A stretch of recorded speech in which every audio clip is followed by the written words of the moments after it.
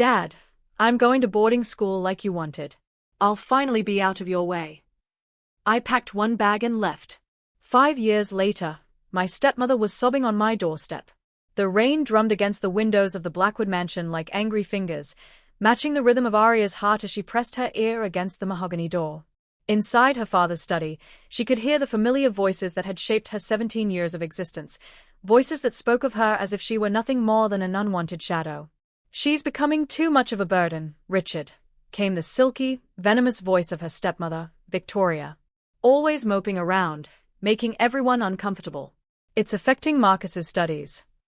Arya's breath caught in her throat. Marcus, her half-brother, 3 years younger but treated like a crown prince in their household. Everything revolved around Marcus, his comfort, his future, his happiness. "Perhaps it's time we considered boarding school," her father's deep voice responded, devoid of any warmth when discussing his eldest child. "The Whitmore Academy has an excellent program. She could benefit from distance." Distance. The word hit Arya like a physical blow. She had always known she was unwanted, but hearing it spoken so casually, so matter-of-factly, made her legs tremble beneath her. Victoria's laugh was sharp and cruel. "Finally, some sense. The girl has been nothing but trouble since I married you. Always reminding everyone of your first wife with those ridiculous eyes and that stubborn chin. It's time she learned her place." Arya's hand instinctively went to her face, touching the features that had once made her mother beautiful, features that now seemed to be her curse. She had her mother's emerald eyes, her mother's determined jawline, and apparently, her mother's unwelcome presence in this house. The door suddenly swung open, and Arya tumbled forward, caught off guard. Victoria stood there, resplendent in her designer dress, her perfectly coiffed blonde hair catching the lamplight. Her ice-blue eyes narrowed as she looked down at the girl sprawled on the Persian rug. Well, eavesdropping, are we?" Victoria's smile was predatory. "Richard, it seems our decision is even more timely than we thought. The girl has no manners, no respect for privacy." Arya scrambled to her feet, her face burning with humiliation. Her father sat behind his massive desk, not even bothering to look at her directly. Richard Blackwood was a man who commanded respect in boardrooms across the country, but when it came to his daughter, he seemed to see right through her. "Arya," he said finally, his voice carrying the weight of finality, "we've made some decisions about your future. You'll be attending Whitmore Academy starting next month. It's a prestigious institution that will provide you with structure and perspective." "But Dad, I don't want to go away." Arya's voice came out smaller than she intended. "My friends are here, my school." "Your grades have been slipping," Victoria interjected smoothly, though they all knew this was a lie. Arya was an honor student, unlike Marcus who struggled to maintain a C average despite expensive tutors. "And frankly, dear, you need to learn some independence. You can't rely on family forever." The irony wasn't lost on Arya. She had been independent her entire life, taking care of herself while everyone else fussed over Marcus. She cooked her own meals when the family chef was instructed to focus on Marcus's dietary preferences. She did her own laundry when the housekeeper was too busy maintaining Marcus's extensive wardrobe. She had even taught herself to drive because no one had time to take her to lessons. "The decision is final," her father said, finally meeting her eyes. For a moment, she thought she saw a flicker of something, guilt? Regret, but it was gone so quickly she might have imagined it. "The arrangements have been made. You leave in 3 weeks." As Arya stood there, looking at the two people who should have been her protectors, her providers, her family, she felt something inside her break. Not just crack or bend, but completely shatter. It was the last thread of hope she had clung to that someday, somehow, she might matter to them. "I understand," she said quietly, surprised by the steadiness of her own voice. "May I be excused?" Victoria waved her hand dismissively. "Of course. And do try to keep the dramatics to a minimum. We don't want to upset Marcus." Arya turned and walked out, her spine straight and her head held high. She didn't run to her room. She didn't cry. She simply walked, one foot in front of the other, until she reached the sanctuary of her bedroom, a space that had been her mother's studio before Victoria had redecorated most of the house to erase any trace of the first Mrs. Blackwood. Only when she had closed and locked her door did she allow herself to sink onto her bed, pulling out the small jewelry box she kept hidden beneath her mattress. Inside was her most precious possession, a letter from her mother, written shortly before she died, to be given to Arya on her 18th birthday. With shaking hands, she opened the envelope she had steamed open and resealed a dozen times over the years, reading the words that had become her lifeline. My dearest Arya. If you are reading this, then I am no longer with you, and my heart breaks knowing I cannot be there to watch you grow into the remarkable woman I know you will become. You are my greatest achievement, my proudest accomplishment, and my most precious gift to this world. I know your father loves you, even if he struggles to show it. Men like him often don't know how to express emotion, especially when it comes to daughters who remind them of wives they've lost. But remember this, my darling, you are not responsible for anyone else's inability to love you properly. You carry within you a strength that comes from generations of strong women. We were never ones to bow down or give up, and neither will you. When the world tries to make you small, remember that you were born to take up space. When people try to dim your light, remember that you were born to shine. There will come a time when you must choose between staying where you are safe but unloved, or venturing into the unknown where you might find your true family, the people who will love you for exactly who you are. When that time comes, be brave. Choose yourself, my love. Always choose yourself. Under the floorboard beneath your window, you will find something that belonged to your grandmother. It's not much, but it's yours, earned through love and sacrifice, not obligation. You are capable of extraordinary things, Arya Blackwood. Never let anyone convince you otherwise. All my love, always. Mother *. Arya had found the loose floorboard years ago, discovering a small bundle wrapped in silk. Inside was an antique necklace with a large emerald pendant, along with documents showing it had been in her mother's family for generations. There was also a bank account number and a key to a safety deposit box, with a note explaining that her maternal grandmother had left her a small inheritance. For years, Arya had fantasized about that inheritance, imagining it might be enough to help her feel less dependent on her father's reluctant charity. She had never investigated it, afraid it might be too small to matter, or worse, that it might be gone. But now, sitting in her room with her father's words echoing in her ears, Arya realized her mother had been preparing her for exactly this moment. The moment when she would have to choose between accepting crumbs from people who saw her as a burden, or having the courage to build her own life. She looked around her room, at the few possessions that truly mattered to her, and made a decision that would change everything.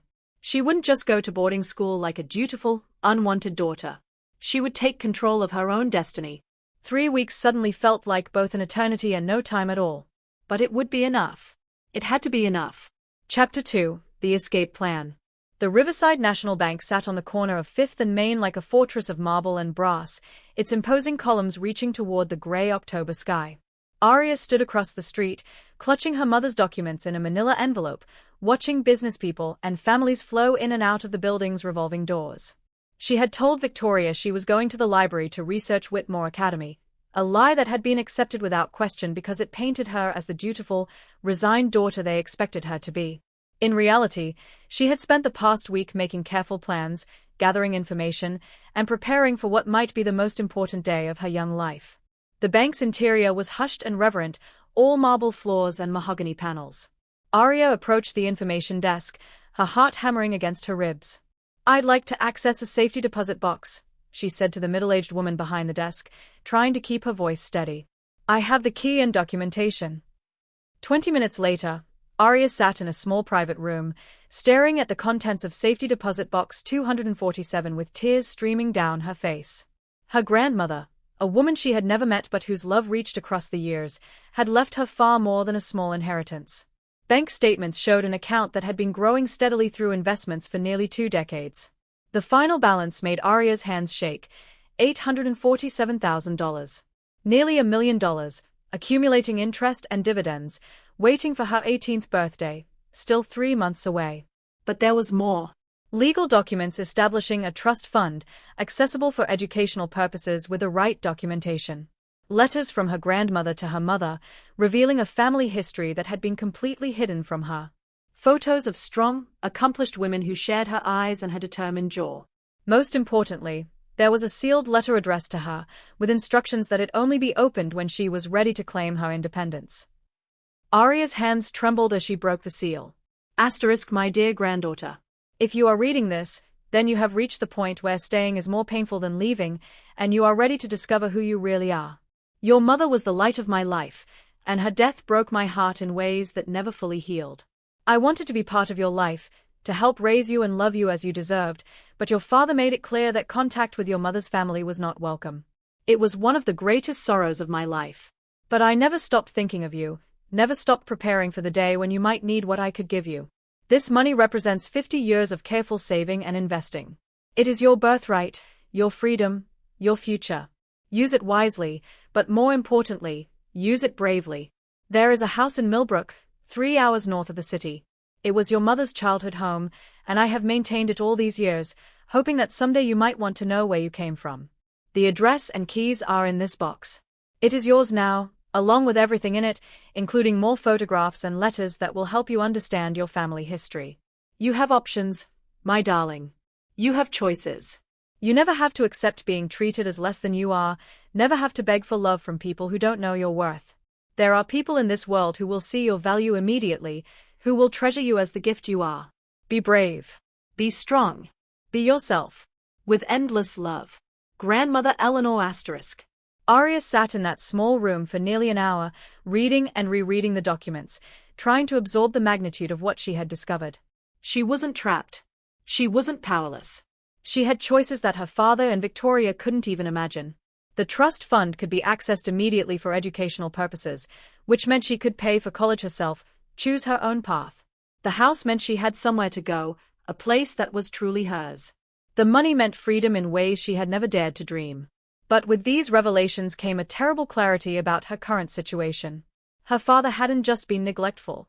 He had been deliberately cruel, cutting her off from her mother's family, letting her believe she had nothing and no one. Victoria wasn't just a difficult stepmother.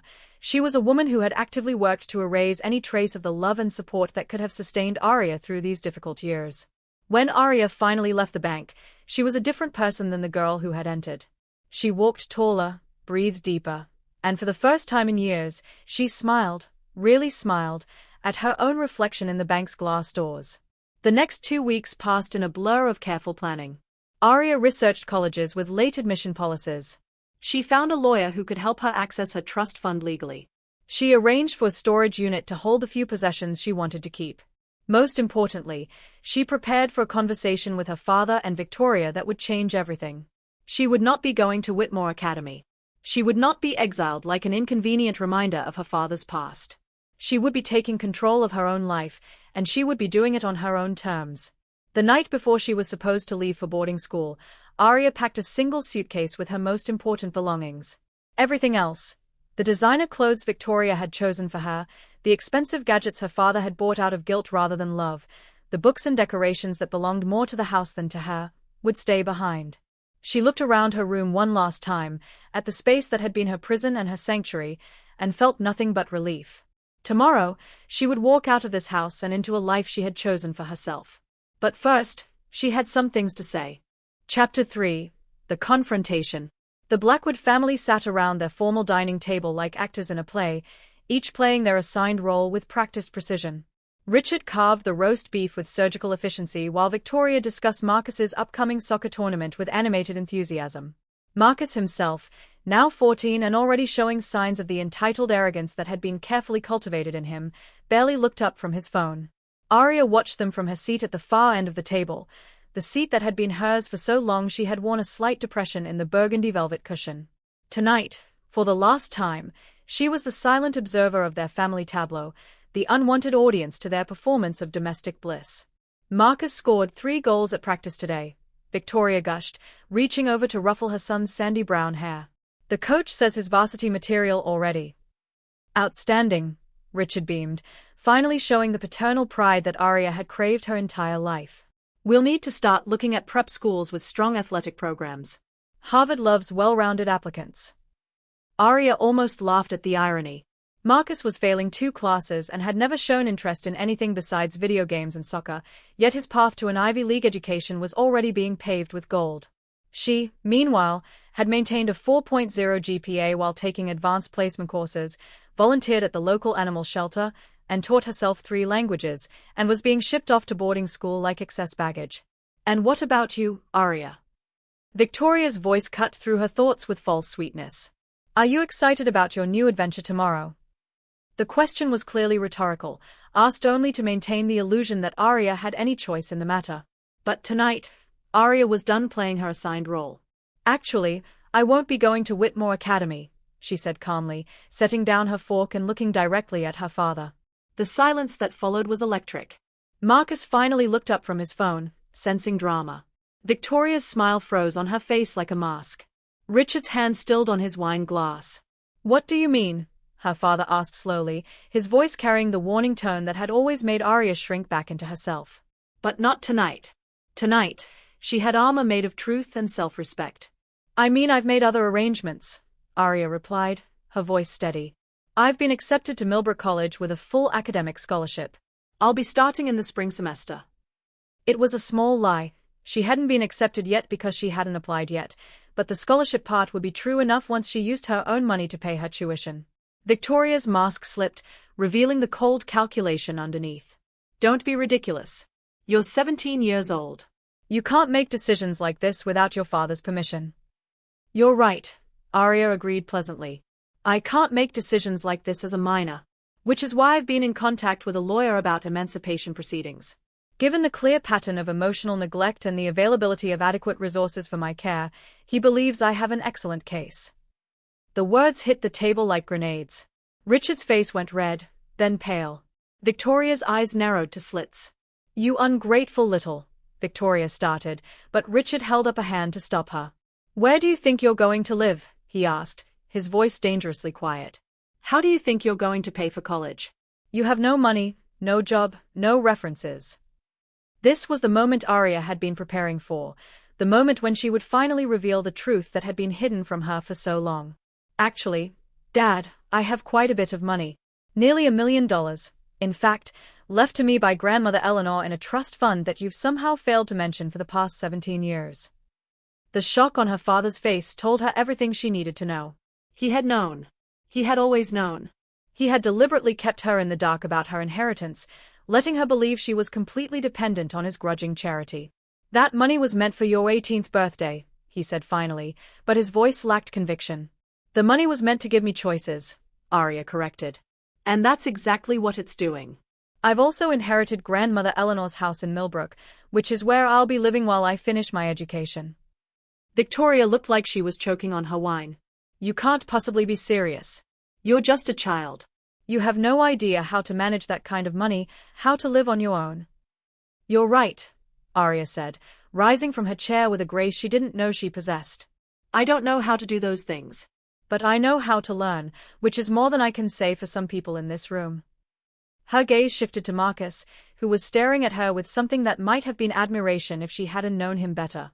More likely, he was just shocked to see someone stand up to their parents.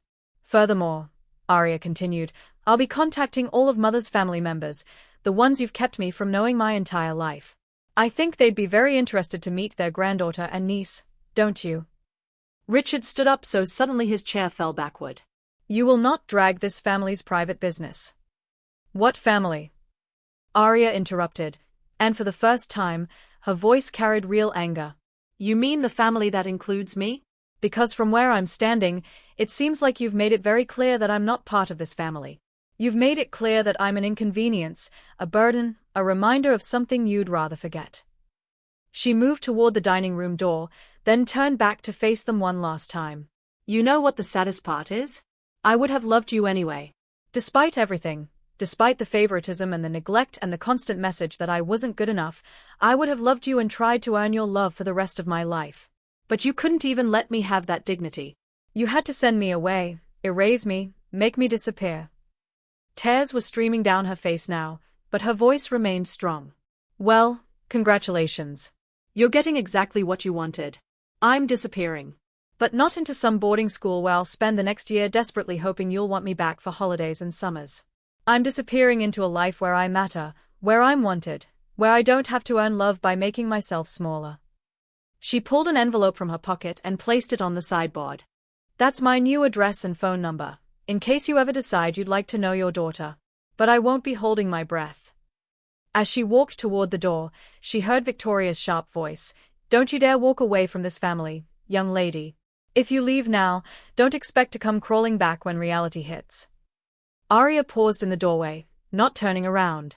The beautiful thing about having choices, she said quietly, is that I don't have to come crawling anywhere. And you know what, Victoria? Reality did hit. It hit when I realized that the people who should have loved me most saw me as expendable. But I survived it, and I'm going to thrive because of it. She walked out of the dining room, up the stairs, and grabbed her single suitcase. 20 minutes later, she was in the taxi she had called, watching the Blackwood mansion disappear behind her, feeling lighter than she had in years. She didn't look back. Chapter 4: New Beginnings. The house on Maple Street in Millbrook was nothing like the imposing Blackwood mansion, and that was exactly why Arya fell in love with it at first sight. Where her father's house was all sharp angles and cold marble, this was curved lines and warm wood.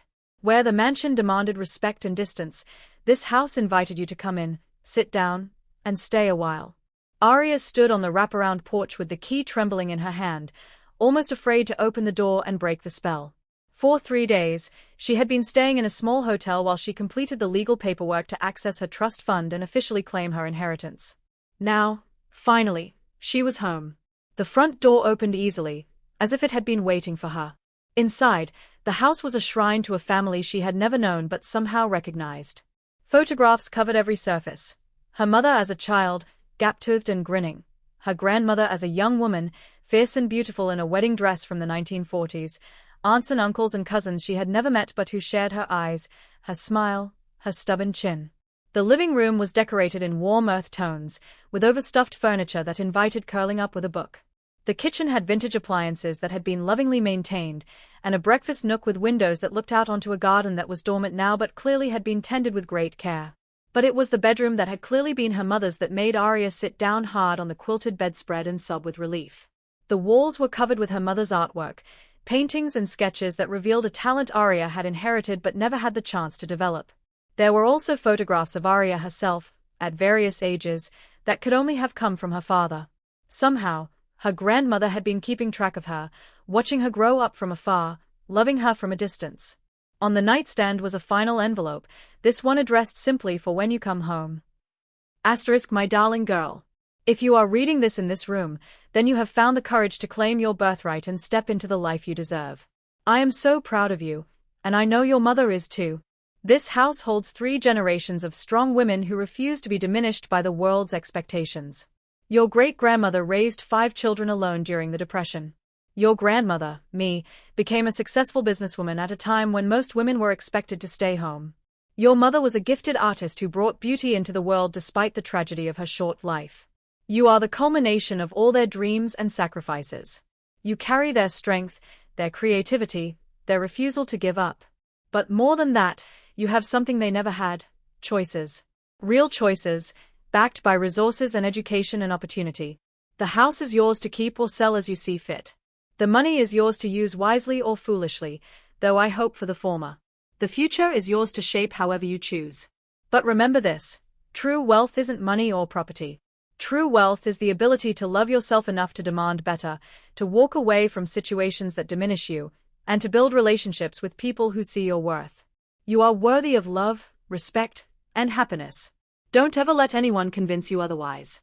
Welcome home, my darling. All my love. Grandmother Eleanor. P.S. Check the attic.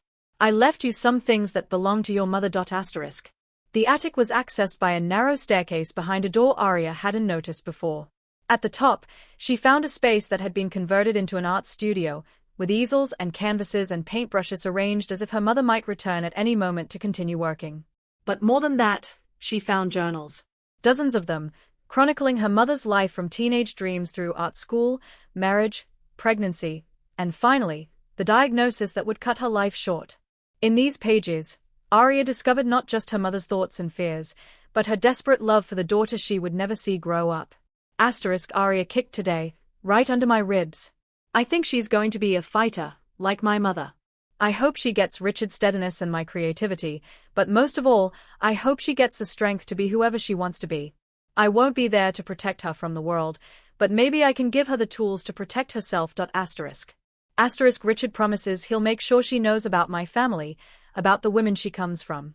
He says he'll tell her stories about me so she doesn't feel like she lost everything when she lost me. I have to believe him. I have to believe he'll love her enough to keep her connected to this part of herself. Asterisk, I'm setting up the trust fund today. If something happens to me, I want her to have choices. I want her to never feel trapped or dependent on anyone else's charity. Money isn't everything, but it's freedom, and freedom is everything. Asterisk. Reading her mother's words, Arya felt a grief she had never allowed herself before, not just for the mother she had lost, but for the father who had failed to keep his promises. He had not told her stories about her mother. He had not kept her connected to her family. He had allowed Victoria to erase every trace of the woman who had loved them both. But alongside the grief was something else: determination. Her mother had fought for her even from beyond the grave, setting up the trust fund, maintaining connections through her own mother, ensuring that someday Arya would have the tools to escape if she needed to. That night, Arya called her lawyer to begin the college application process. She researched programs in art therapy, psychology, and business, subjects that would allow her to help other people while honoring the legacy of strong women who had shaped her life. She also did something else. She looked up the other members of her mother's family and began reaching out, introducing herself as Eleanor's granddaughter, Sarah's daughter. The responses were immediate and overwhelming. Aunts and uncles and cousins who had been kept from her life reached out with tears and joy, sharing photographs and memories and invitations to visit. For the first time in her life, Arya felt part of something larger than herself. Not the cold, transactional relationship she had known with her father's family, but real connection, real love, real belonging. 3 weeks after leaving the Blackwood mansion, Arya received her first text message from Marcus. Dad's been really weird since he left. Victoria keeps saying good riddance, but I can tell Dad feels bad. Are you okay? She stared at the message for a long time before typing back. I'm better than okay. I'm happy. How are you doing? The response came quickly. Weird without you here. The house feels empty. Can I visit sometime? Arya smiled, typing, of course. Anytime you want. Maybe there would be room in her new life for the people from her old life who were willing to see her worth. Maybe not all the bridges had been burned. But either way, she was building something new, something that was entirely her own. And for the first time in 17 years, that felt like more than enough. Chapter 5: Building Bridges. 6 months into her new life in Millbrook, Arya had settled into a routine that felt both foreign and perfectly natural. She woke up in her mother's childhood bedroom, made coffee in the vintage kitchen, and spent her mornings painting in the attic studio. Her afternoons were dedicated to her online college prep courses and volunteer work at the local youth center, where she taught art to kids from difficult backgrounds, kids who reminded her of herself.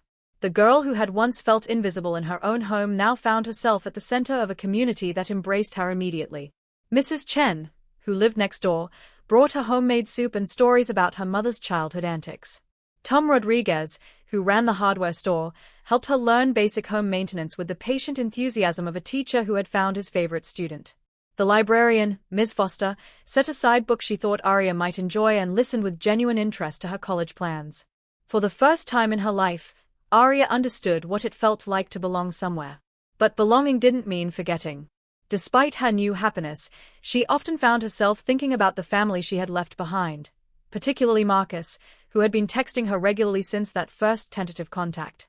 Their conversations revealed a side of her half-brother she had never seen, thoughtful, insecure, and increasingly aware of the dysfunction in their household. Victoria's been extra mean to the housekeeper since you left, he texted one evening. Dad told her to back off, but she just does it when he's not around. It's like she needs someone to pick on. Arya wasn't surprised. Victoria's cruelty had always needed an outlet, and with Arya gone, the woman would need a new target for her frustrations. What did surprise her was Marcus's growing awareness of his mother's behavior. How are you dealing with all this? Arya texted back. I don't know. Everything feels different. Like I'm seeing stuff I never noticed before. Is this how you felt all the time? The question broke Arya's heart.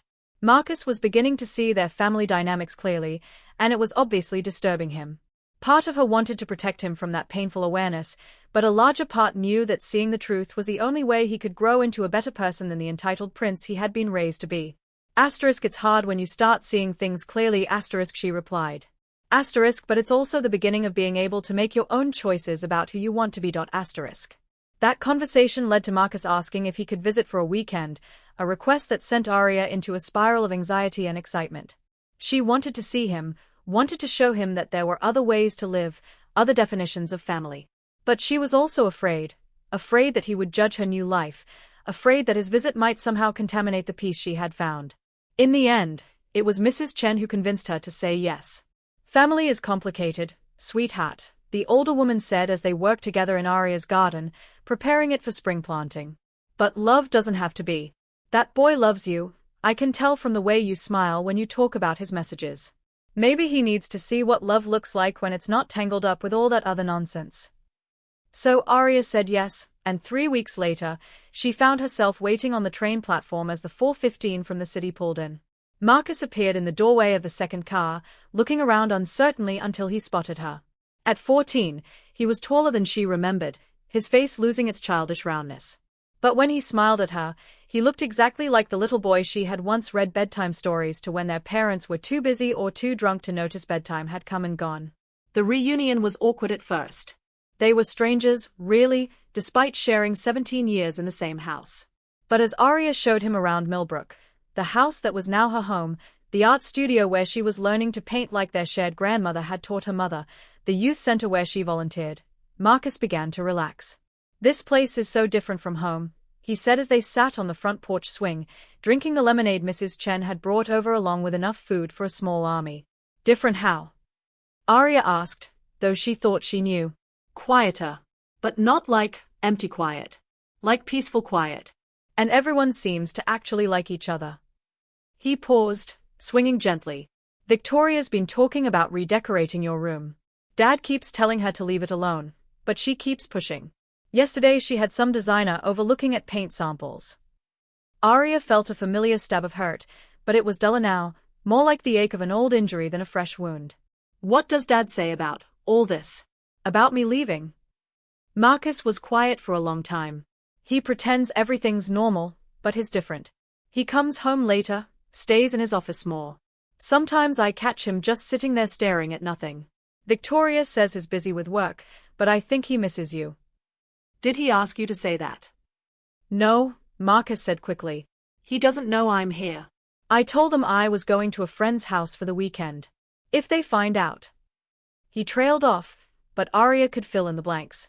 They'd be angry that you chose to spend time with the daughter who disappointed them. Something like that. Marcus looked at her sideways. Did you really inherit $1 million? Arya almost laughed. Of course that part of the story had made it through the family grapevine. Not quite $1 million, but yes. Grandmother Eleanor left me money that Dad never told me about. Why would he hide that? It was such an innocent question, asked with genuine bewilderment. Marcus had grown up believing their father was basically a good person who made reasonable decisions. The idea that Richard Blackwood might have deliberately deceived his daughter for years was clearly difficult to process. I think he was afraid I'd leave, Arya said carefully. Which, as it turns out, is exactly what happened. They spent the weekend in a careful dance of rediscovering each other. Marcus helped her paint a mural on the wall of the youth center's art room. Arya taught him how to make her grandmother's famous chocolate chip cookies from the handwritten recipe she had found in the kitchen. They walked through town together, and Arya introduced him to the people who had become her chosen family. But the most important conversation happened on Sunday morning, as they sat in the garden drinking coffee and watching the sunrise paint the sky in shades of pink and gold. I've been thinking about what you said, Marcus began hesitantly. About making choices about who I want to be. And I don't think I like who I am very much, he admitted, his voice barely above a whisper. I mean, I knew Victoria treated you badly, but I never said anything. I let it happen. I was glad it wasn't happening to me, and that makes me a coward. Arya felt her heart break a little for this boy who was just beginning to understand the weight of moral choices. You are a child, Marcus. Children aren't responsible for fixing adult problems. But I'm not a child anymore, am I? I'm 14. Old enough to know right from wrong. Old enough to speak up. He looked at her with eyes that were suddenly much older than his years. I want to be different. I want to be better. But I don't know how. The fact that you want to be better is already a huge step, Arya said gently. Most people never even get that far. They talked until it was time for Marcus to catch his train back to the city. As Arya drove him to the station, he was unusually quiet, staring out the window at the countryside rolling by.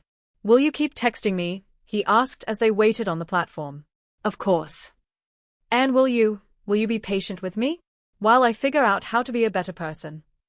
Arya hugged him tightly, surprised by how much taller he had grown. I'll be patient. But Marcus? Don't wait too long to start standing up for what's right. The longer you wait, the harder it gets. After Marcus left, Arya felt both hopeful and melancholy. She had seen glimpses of the person her half-brother could become, thoughtful, principled, brave. But she also knew the environment he was returning to, the pressure he would face to remain the golden child who never questioned anything. Still, seeds had been planted. And sometimes, that was enough. Chapter 6, The Scholarship Queen. By her 18th birthday, Arya had transformed from the invisible daughter of the Blackwood family into a force of nature in her own right. She had been accepted to 7 colleges with full scholarships, had her artwork featured in a regional exhibition, and had started a non-profit organization that provided art therapy to children from dysfunctional families. The local newspaper ran a feature story about her, local teen turns tragedy into triumph, complete with a photo of her in her art studio, surrounded by paintings that told the story of healing and growth. The article mentioned that she was the daughter of prominent businessman Richard Blackwood, but focused primarily on her own achievements and her plans to study psychology and art therapy at the state university. Marcus texted her a photo of the article. Dad saw this. He didn't say anything, but he cut it out and put it in his desk drawer. The image of her father carefully cutting out her picture and storing it away like a secret treasure should have made her happy. Instead, it just made her sad. Even now, even after she had proven she could thrive without him, he couldn't bring himself to reach out directly. But sadness wasn't the dominant emotion in Arya's life anymore. For the first time, she was excited about the future, energized by possibilities instead of paralyzed by limitations. She had chosen a college only 2 hours away from Millbrook, close enough that she could keep her house and her community connections while still experiencing the independence of campus life. Her 18th birthday party was everything her childhood birthdays had never been: intimate, joyful, and full of people who were genuinely happy to celebrate her. Mrs. Chen made her favorite dumplings. Tom Rodriguez built her a custom easel as a graduation present. Ms. Foster gave her a first-edition copy of her favorite novel, inscribed with a note about believing in the power of stories to change lives. And Marcus surprised her by showing up unannounced, having convinced their father to let him take the train to Millbrook for the weekend. I told him I was worried about you being alone on your birthday, Marcus explained as they sat on the porch swing that had become their traditional talking spot. Which wasn't exactly a lie. I was worried you'd be sad. Are you disappointed that I'm not sad? Arya teased. The opposite. I'm relieved. And kind of amazed. You seem so settled. Happy. Like you know exactly who you are and where you belong. I do know, Arya said simply. For the first time in my life, I really do know. Marcus was different too, she noticed. More thoughtful, more confident, but also more troubled. At 15, he was beginning to chafe against the expectations placed on him, beginning to question the values he had been raised with. Victoria wants me to go to prep school next year, he told her as they walked through town the next morning. Dad's not sure. He says the local high school is perfectly good, and he went there himself. But Victoria keeps talking about opportunities and connections and how I need to start thinking about my social position. Arya could practically hear Victoria's voice in the way Marcus mimicked her words. What do you want? I want to stay home. I like my friends, I like my teachers. And honestly, I'm tired of everything being about status and appearances. I just want to be a normal kid for a while. Have you told Dad that? I tried. But you know how it is when Victoria gets an idea in her head.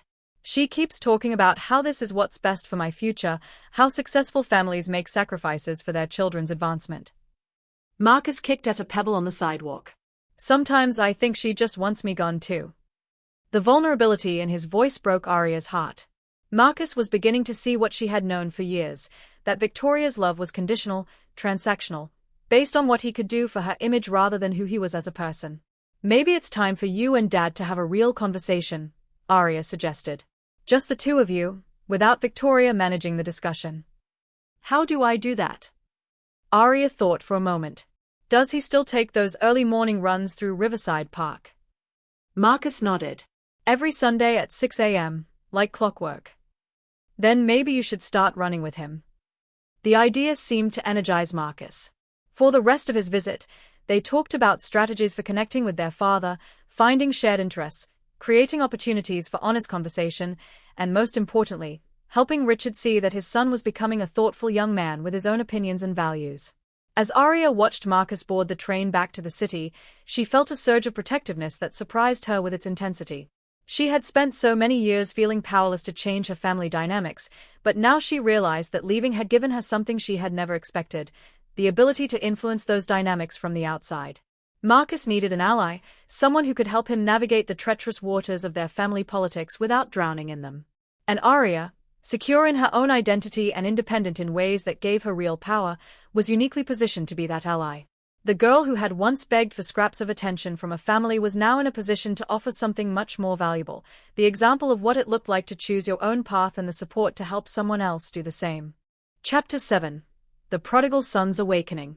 The phone call came at 2 a.m. on a Tuesday in October, jolting Arya from deep sleep. She fumbled for her phone, immediately alert when she saw Marcus's name on the screen. Her 15-year-old half-brother never called this late unless something was seriously wrong. Arya. His voice was shaky, barely controlled. Can I come stay with you? Like, right now? What happened? I can't stay here anymore. Please. I have money for a bus ticket. I just need somewhere to go. Arya was already pulling on clothes, her mind racing. Marcus, tell me what happened. Are you hurt? Are you safe? I'm safe. I'm at the bus station downtown. But I can't go back there. I can't pretend anymore that everything is normal when it's all so messed up. Okay, listen to me. Get on the next bus to Millbrook. I'll pick you up at the station. We'll figure everything else out later. 3 hours later, Arya watched her half-brother climb off the Greyhound bus looking older than his 15 years and carrying nothing but a backpack. When she hugged him, she could feel him shaking. They drove to her house in silence, the pre-dawn darkness wrapping around them like a protective cocoon. It wasn't until they were sitting in her kitchen, Marcus wrapped in one of her grandmother's quilts with a mug of hot chocolate warming his hands, that he finally began to talk. Victoria's been having an affair, he said without preamble, his voice flat with exhaustion. With her tennis instructor. I found out by accident 3 weeks ago, and I didn't know what to do about it. I kept thinking maybe I was wrong, maybe there was some other explanation. Arya felt her heart sink, not because she was surprised by Victoria's betrayal, but because she knew how devastating this discovery must be for Marcus, who had always believed in the fairy tale version of their family. How did you find out? I came home early from school because I was sick. I heard voices upstairs and went to tell Victoria I was home, and... He swallowed hard. Psst. The bedroom door wasn't completely closed. I saw them together. Oh, Marcus. I'm so sorry. That's not even the worst part, he continued, his voice getting stronger as anger replaced shock. Last night, Dad found out. Victoria told him before I could figure out how to tell him myself. And you know what she said? She said it was his fault for being emotionally unavailable, for still being in love with your mom, for making her feel neglected and unappreciated. Arya closed her eyes, imagining the scene. Victoria, caught in her betrayal, immediately shifting blame and playing the victim. It was such a predictable move, but no less painful for its predictability. And Dad believed her? Arya asked quietly. Not exactly. But he didn't defend himself either. He just stood there while she screamed at him about how he had never really loved her, how she had always known she was second choice to a dead woman, how she deserved better than a man who couldn't give her his whole heart. Marcus set down his mug with shaking hands. And then she said something that made me finally understand everything. She said that at least now she wouldn't have to pretend to care about his damaged daughter anymore, that she had done her duty by getting rid of you and now she was done playing happy family. The words hit Arya like physical blows. Even though she had always known Victoria hated her, hearing it spoken so bluntly, so cruelly, still had the power to hurt. What did Dad say to that? That's when he finally got angry. He told her to leave you out of it, that you were his daughter and he wouldn't have her talking about you that way. And Victoria laughed. She actually laughed, Arya. And she said, your daughter? When's the last time you called her? When's the last time you even asked how she was doing? You let me ship her off to boarding school without a fight. You're no more a father to her than you are a husband to me. Marcus wiped his eyes with the back of his hand, trying to maintain his composure. And you know what the worst part was? Dad didn't have an answer. He just stood there, and I could see on his face that he knew she was right. Arya felt a complex mix of emotions. Vindication that her father finally understood the consequences of his neglect, but also a deep sadness for the man who was realizing too late how much he had lost. What happened then? Victoria stormed out, saying she was going to stay with her sister until Dad decided whether he wanted to grow up and be a real husband or keep living in the past. Dad went into his office and closed the door. And I couldn't stay there anymore. I couldn't pretend to respect either of them. Marcus looked up at Arya with eyes that held a new kind of maturity, the kind that came from having your illusions shattered and having to rebuild your understanding of the world from scratch. I keep thinking about all the times I watched Victoria be cruel to you and didn't say anything. All the times I let Dad ignore you because it was easier for me when I wasn't sharing the attention. I was complicit, Arya. I helped them make you feel unwanted. You were a child, Arya said gently, the same word she had offered before. But Marcus shook his head. I was old enough to know it was wrong. Old enough to choose differently. And I didn't, because it benefited me to be the favorite. He looked at her with something like wonder. How did you stand it? How did you live in that house, with those people, and not become bitter and angry and cruel yourself? It was a question Arya had asked herself many times, especially in her darkest moments when the temptation to lash out, to hurt them the way they had hurt her, had been almost overwhelming. I think it was because of Mom, she said slowly. Not the mother I knew, because I didn't really know her. But the mother I discovered through her letters and paintings and the stories other people told about her. She gave me a different example of what love could look like, what family could be. Even when I felt completely alone, I had this sense that somewhere, somehow, I was loved unconditionally. Marcus nodded, understanding dawning in his eyes. I don't have that. I don't have any example of what real love looks like. Victoria's love was always conditional on me being perfect, being successful, reflecting well on her. And Dad. I don't think Dad knows how to love anyone without reservation. He's too afraid of losing people. Then maybe it's time for you to create your own definition of what love looks like, Arya suggested. Maybe it's time for you to decide what kind of person you want to be, independent of what anyone else expects from you. They talked until sunrise, Marcus pouring out years of suppressed doubts and observations, Arya offering the perspective of someone who had walked this path before him. By the time Mrs. Chen knocked on the door with fresh pastries and worried questions about the unexpected visitor, Marcus had made a decision. He wouldn't be going back to the Blackwood mansion, at least not right away.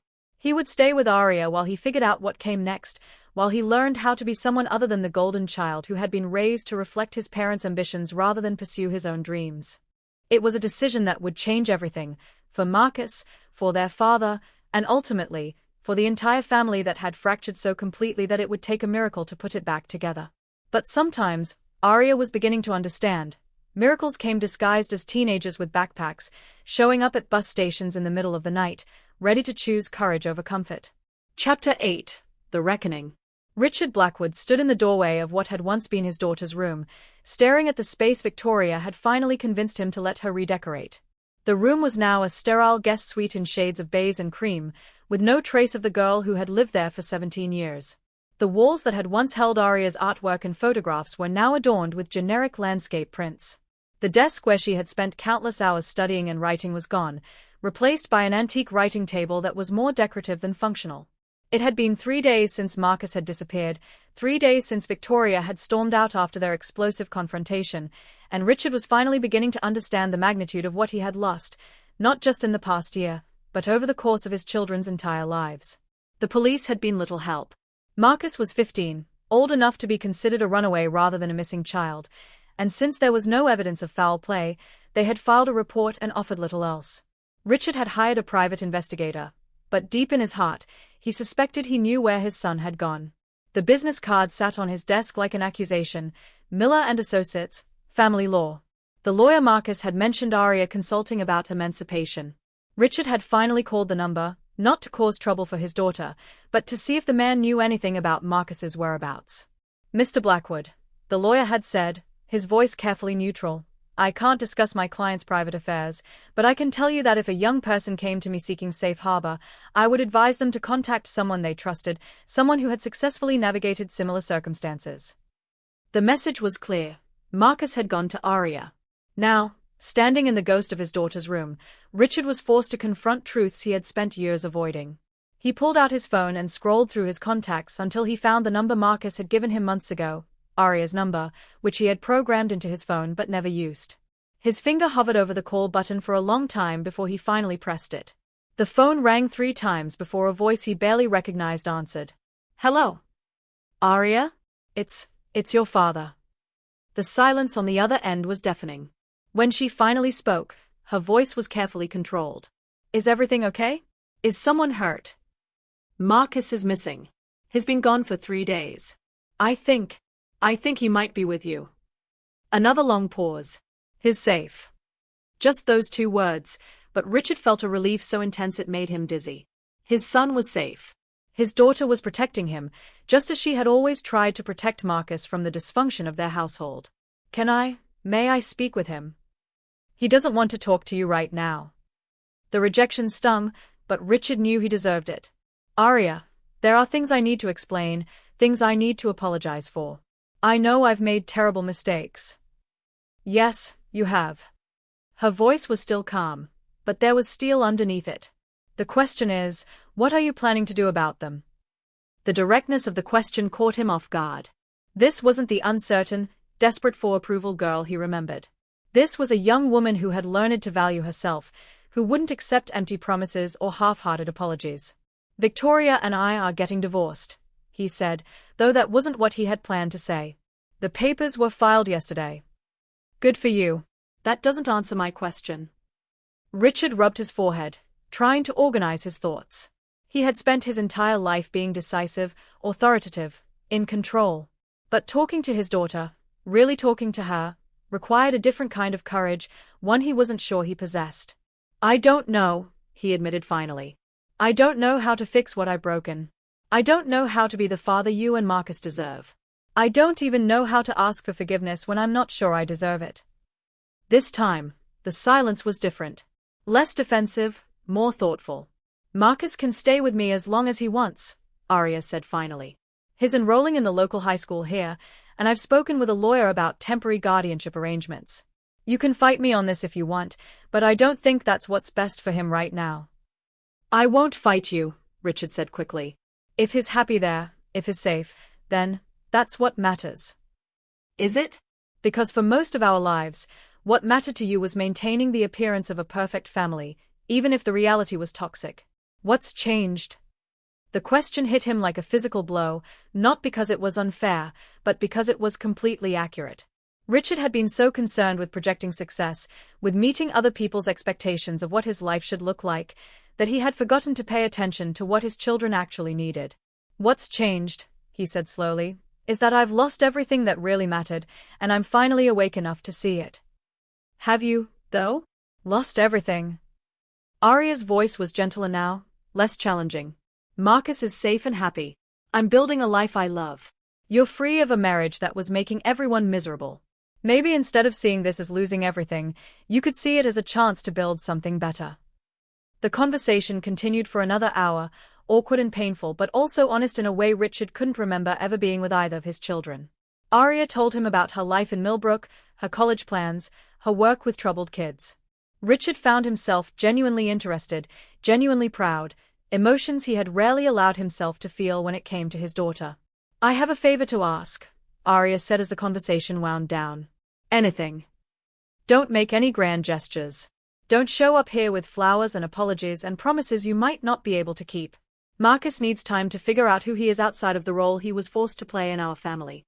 And I need to see that you can respect boundaries, that you can love us without trying to control us. What can I do?" "Be patient. Work on yourself. And maybe write us letters. Not emails or texts, but actual letters.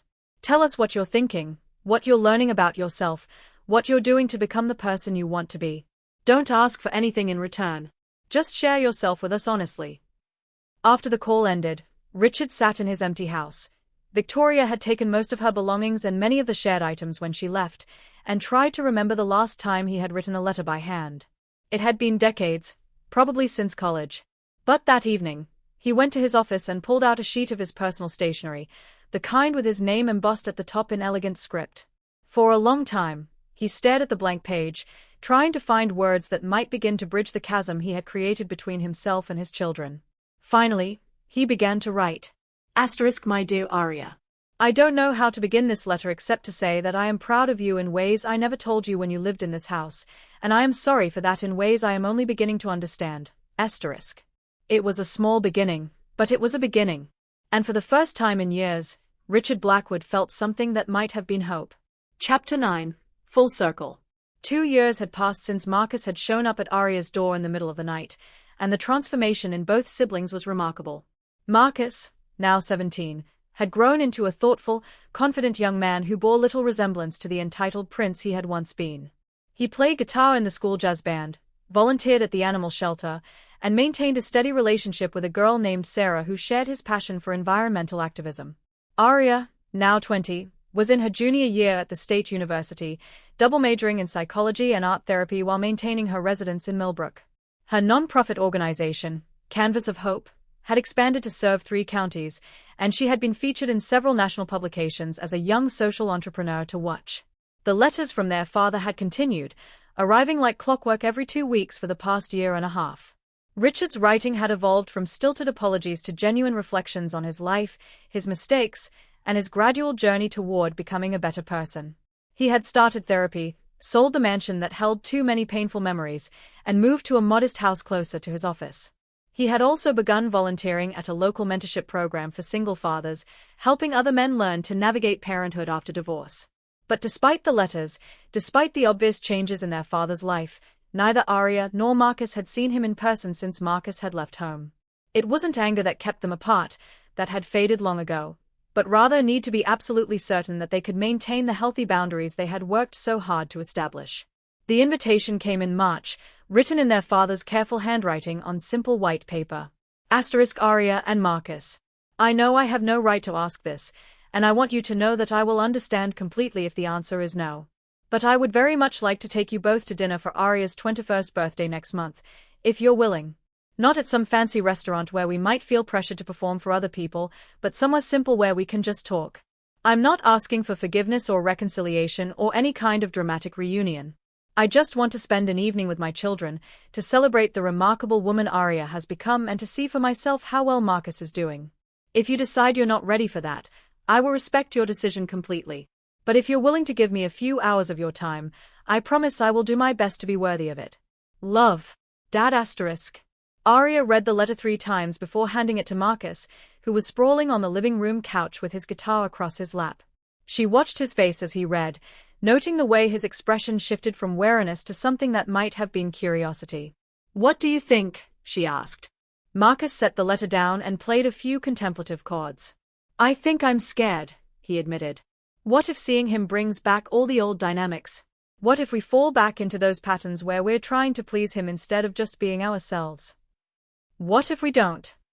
Arya countered. What if we're strong enough now to stay who we've become, regardless of how he acts? They talked about it for hours, weighing the risks against the potential benefits. Mrs. Chen, who had become something of a surrogate grandmother to both of them, listened to their concerns with her usual combination of wisdom and practicality. You're not the same children who lived in that house, she pointed out as the 3 of them sat around Arya's kitchen table. You've both grown into people who know your own worth, who have learned to set boundaries and stick to them. Maybe it's time to find out if your father has grown too. In the end, they decided to take the risk. Arya called her father and suggested meeting at a small family restaurant in Millbrook, on their turf, where they would feel more confident and comfortable. The day of the dinner, both siblings were nervous. Marcus changed clothes 3 times, settling finally on a simple button-down shirt and jeans that made him look like the college-bound young man he was becoming. Arya chose a sundress her mother had painted herself wearing in one of her self-portraits, a small act of defiance and remembrance that gave her courage. Richard was already waiting when they arrived, sitting at a corner table with his hands folded in front of him. Arya's first thought was how much older he looked, not just the 2 years that had passed, but as if he had aged a decade. His hair had gone completely gray, and there were lines around his eyes that spoke of sleepless nights and hard-won wisdom. But when he saw them, his face transformed. The smile that spread across his features was one Arya had never seen before, unguarded, proud, and filled with genuine joy. Look at you both, he said, standing to greet them. Just look at you. The first few minutes were awkward, filled with the kind of small talk that strangers use to fill uncomfortable silences. But gradually, as they ordered their food and began to relax, something shifted. Richard asked Marcus about school, about his music, about his plans for college, and actually listened to the answers. He asked Arya about her nonprofit work, her studies, her art, and responded with the kind of engaged interest he had never shown before. "I have something for you," he said as they were finishing their main course. He reached into his jacket and pulled out a manila envelope. "I found these when I was cleaning out the house. I thought you might like to have them." Inside the envelope were photographs Arya had never seen, pictures of her mother during her pregnancy, images of her as a tiny baby being held by both parents, family portraits from her first few years when her father's face still held unguarded love for his daughter. But most precious of all was a letter, written in her mother's handwriting and addressed to my darling daughter on her 21st birthday. "She wrote it when you were 5, Richard explained, his voice thick with emotion. "She made me promise to give it to you on your 21st birthday. I forgot about it until I was going through her things. I'm sorry it's a few weeks late." Arya's hands shook as she opened the letter, reading her mother's words of love and encouragement, her hopes for Arya's future, her pride in the strong woman she knew her daughter would become. It was like receiving a message from beyond the grave, a final gift of love that bridged the years of separation. "Thank you," Arya whispered, tears streaming down her face. "Thank you for keeping this safe." The conversation that followed was unlike anything they had ever shared as a family. Richard talked openly about his failures as a husband and father, about the ways grief and fear had made him retreat from the people he loved most. Marcus shared his own journey of self-discovery, his struggles with identity and belonging. Arya spoke about the pain of feeling unwanted and the hard work of learning to value herself. But they also talked about hope, about second chances and the possibility of building something new from the ruins of what had been broken. About love that didn't require perfection, forgiveness that didn't erase the past but created space for a different future. "I'm not asking you to forget what happened," Richard said as the evening wound to a close. "I'm not even asking you to forgive me, because I know forgiveness can't be demanded or rushed. But I am asking for a chance to be part of your lives again, in whatever way you're comfortable with. I want to be the father you deserve, even if it's too late for me to be the father you needed." Arya looked at Marcus, seeing her own thoughts reflected in his eyes. Their father had hurt them deeply, had failed them in fundamental ways. But the man sitting across from them wasn't the same person who had allowed Victoria to drive them away. This was someone who had done the hard work of examining his own behavior, who had taken responsibility for his failures, who was asking for a chance to do better. "We'll need to take it slow," Arya said finally. "And we'll need you to respect our boundaries, even when you don't understand them." "I can do that." "And no more lies," Marcus added. "No more pretending things are fine when they are not, no more keeping secrets to protect our feelings." "Agreed." Arya smiled, feeling something she hadn't felt in years, hope for their family, not as it had been, but as it might become. "Then yes," she said. "We'd like to try." Chapter 10. The Phoenix Rises.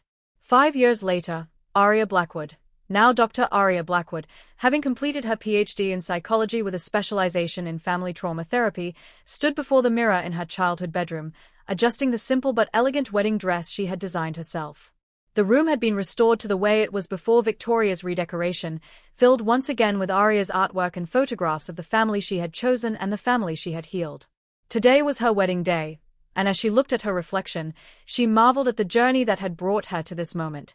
The scared, unwanted 17-year-old who had fled this house in the middle of the night had become a confident woman who ran a successful therapy practice, had written a best-selling book about family healing, and was about to marry a man who saw her worth from the very first moment they met.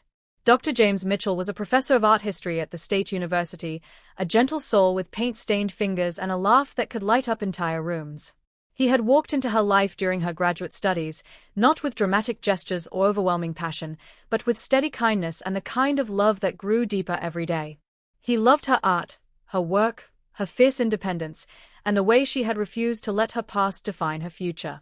"You look beautiful," said a voice from the doorway. Arya turned to see Marcus, now 22 and about to start his senior year of college, looking handsome in his groomsman's tuxedo. Her little brother, though he now towered over her, had grown into an extraordinary young man, graduating summa cum laude with a degree in environmental law and plans to work for the EPA after graduation. "You clean up pretty well yourself," Arya teased, reaching up to adjust his tie. Are you ready for this? Are you kidding? I've been waiting for this day since I met James.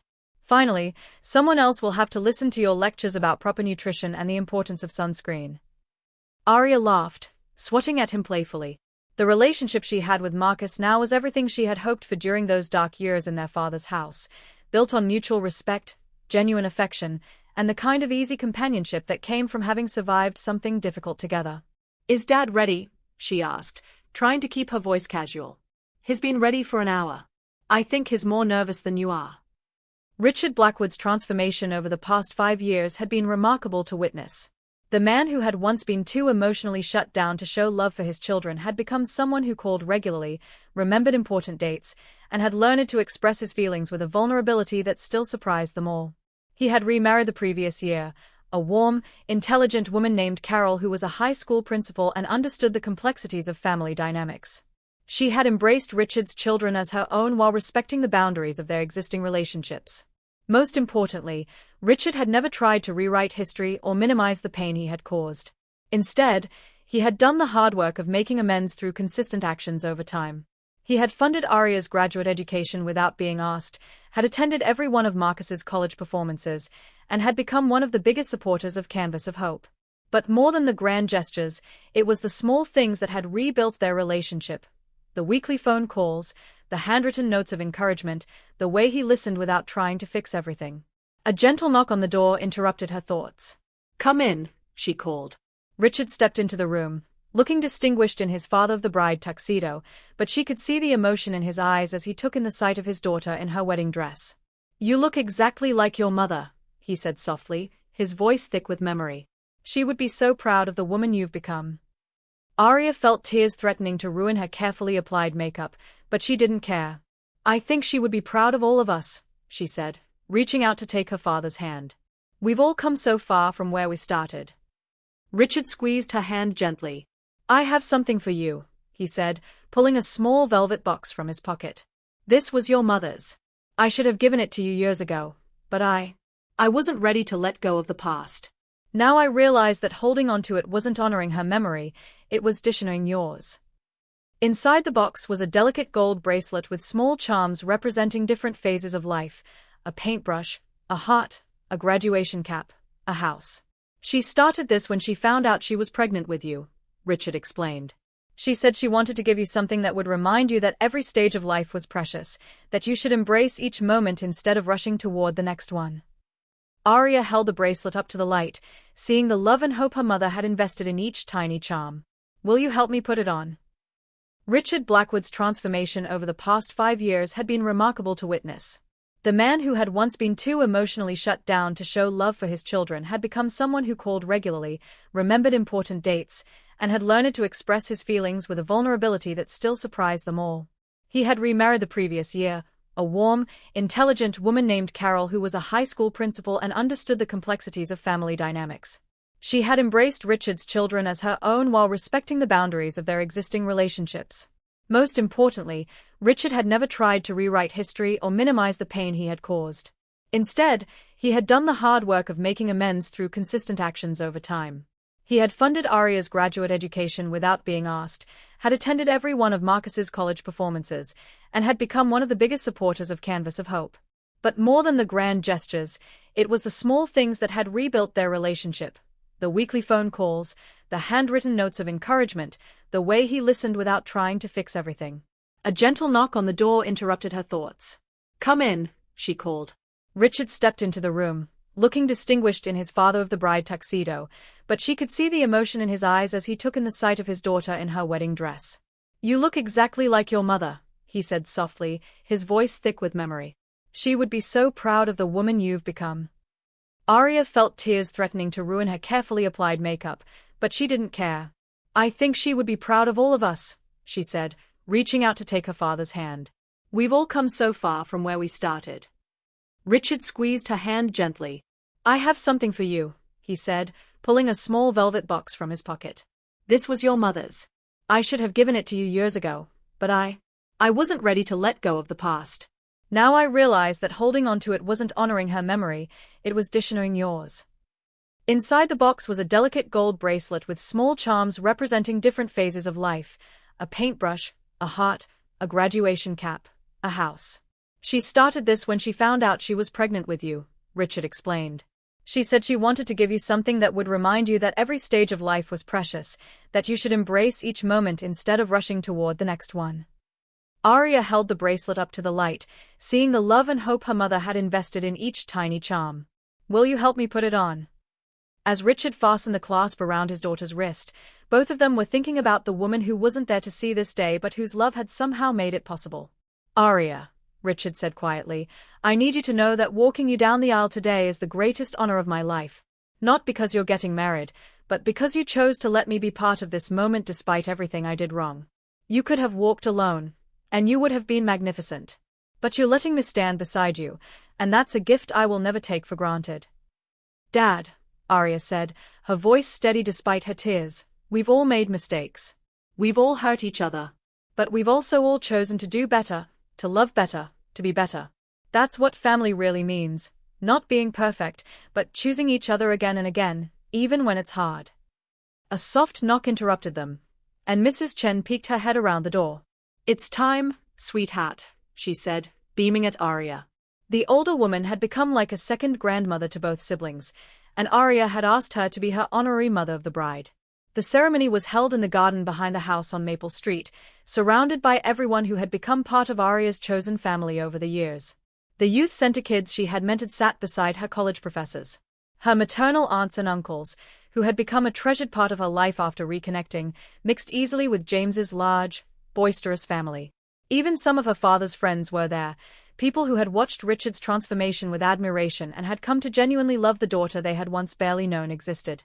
But as Arya walked down the petal-strewn aisle with her father's arm linked through hers, her eyes were focused on James, who was standing at the makeshift altar with tears streaming down his face and the most radiant smile she had ever seen. The ceremony itself was simple but meaningful, incorporating elements from both their backgrounds and traditions. Marcus played guitar during the processional, performing a song he had written specifically for his sister's wedding. Carol did a reading from one of Arya's mother's favorite poems. James's sister, who was officiating the ceremony, spoke about the power of love to heal old wounds and create new possibilities. When it came time for the vows, Arya had written her own. James, 5 years ago, you walked into my life at a time when I was finally learning to love myself. I was so afraid that loving someone else might mean losing myself again, that I might fall back into old patterns of trying to be what someone else needed me to be instead of who I actually was. But you showed me that real love doesn't ask you to be smaller, it celebrates your bigness. It doesn't ask you to be perfect, it loves you because of your imperfections, not despite them. You have loved my ambition, my stubbornness, my tendency to cry at dog videos, and my obsession with organizing the art supplies by color. You have supported my dreams even when they were bigger than what seemed practical. You have held me when the old wounds still ached and celebrated with me when new victories came. Most importantly, you have shown me that love can be steady and reliable without being boring, that it can be passionate without being dramatic, that it can be forever without being confining. I promise to love you with the same generosity of spirit you have shown me, to support your dreams as you have supported mine, and to build with you a family based on choice and respect and genuine affection. I choose you, James Mitchell, not just for today but for all the days to come. There wasn't a dry eye in the garden by the time she finished. James's own vows were equally heartfelt, speaking about how Arya had taught him that resilience was its own kind of beauty, that strength could be gentle, and that the best love stories weren't about being saved by someone else but about two whole people choosing to build something beautiful together. When they were pronounced husband and wife, the celebration that followed was everything a wedding should be: joyful, intimate, and filled with people who genuinely cared about the couple's happiness. The reception was held on the same grounds, with twinkling lights strung between the trees and tables laden with food prepared by the local community that had embraced Arya so completely. During the father-daughter dance, Richard held his daughter close and whispered, "I'm so proud of the woman you've become, not just despite what happened to our family, but because of how you chose to respond to it.